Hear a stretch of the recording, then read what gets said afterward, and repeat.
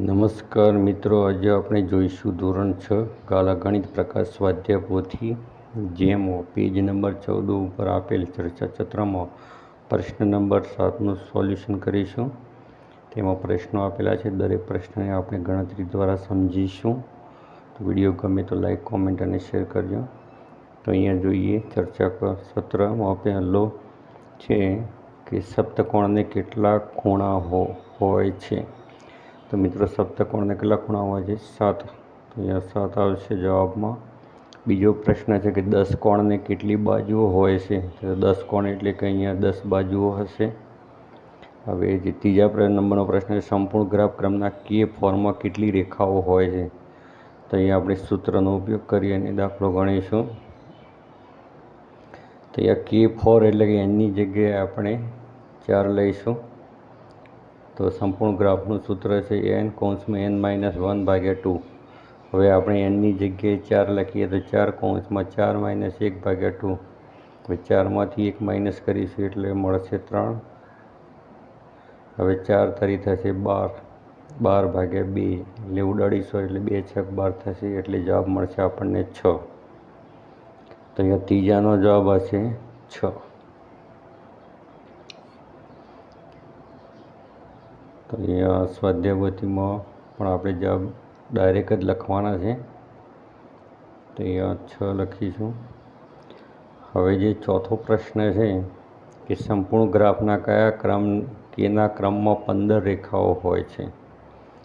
તો મિત્રો, અહીંયા પણ આગળ જે સૂત્ર જોઈએ સૂત્રનો આપણે ઉપયોગ કરીશું સંપૂર્ણ ગ્રાફવાળું. તો સૂત્ર છે n(n-1/2). તો અહીંયા એનની જગ્યાએ ધારી લો કે આપણે લઈએ 6. તો 6 - 1/2. 6માંથી 1 નીકળી જશે એટલે 5 વધશે. હવે 6 × 5 = 30 થશે. 6 × 5 = 30 અને 30ને આપણે 2 ભાગીશું એટલે જવાબ મળશે 15. એટલે કે સંપૂર્ણ ગ્રાફના કયા કેના ક્રમમાં 15 રેખાઓ હોય છે? તો K6. તો K6માં આપણને 15 રેખાઓ મળે છે. તો અહીંયા જવાબમાં આવશે K6. હવે 5 નંબરનો જોઈશું. તો દાખલા નંબર જે 5 છે તેમાં એકબીજા પર ગોઠવેલા ચોરસ ક્રમના 5મા ક્રમમાં કેટલા નાના ચોરસ હોય છે? તો મિત્રો, અહીંયા સૂત્ર છે ચોરસનું એકબીજા પર ગોઠવેલા ચોરસનો ક્રમ. તો આ સૂત્ર છે n². એનની જગ્યાએ આપણે 5 લઈશું એટલે 5ની 2 ઘાત. 5ની 2 ઘાત એટલે કે 5 × 5 એટલે 5 × 5 થશે 25. તો અહીંયા 5મા નંબરમાં આપણને જવાબ મળશે 25. માટે 5મા ક્રમમાં 25 ચોરસ હશે.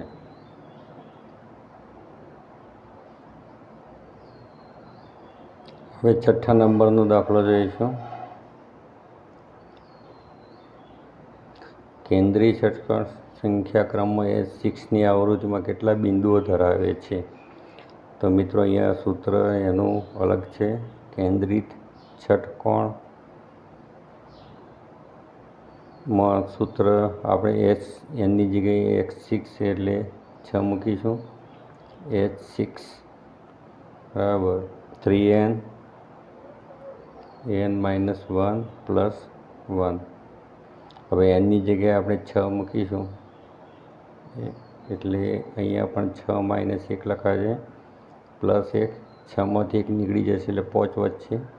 3 × 6 = 18 અને 6માંથી 1 નીકળશે એટલે 5 + 1.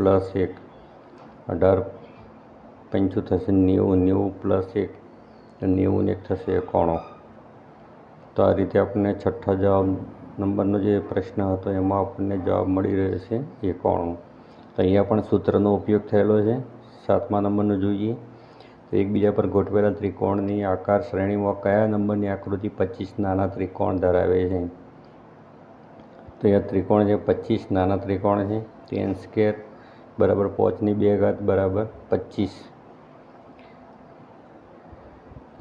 એટલે કે 5મા નંબરનો જે ક્રમ છે આકૃતિ એમાં 25 નાના ત્રિકોણ ધરાવે છે. તો 5મા નંબરની આકૃતિ 25 નાના ત્રિકોણ ધરાવે છે. તો 7 નંબરનું સોલ્યુશનમાં જવાબ આવશે 5મો નંબર. હવે 8મો નંબર જોઈએ તો કોસ સ્નોફ્લેક આકાર શ્રેણીમાં ત્રીજા ક્રમમાં કેટલા રેખાખંડો હોય છે? તો મિત્રો અહીંયા પણ સૂત્ર છે, ત્રીજો ક્રમ છે તો ત્રીજા ક્રમનો આપણે nની જગ્યાએ 3 લઈશું. તો 3 × 4 ઘાતમાં n-1 લખાશે. તો 3 × 4 nની જગ્યાએ આપણે લઈશું 3 - 1.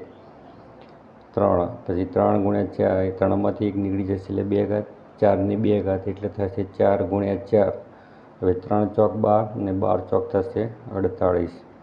તો આનો જવાબ મળશે 48. Thank you so much.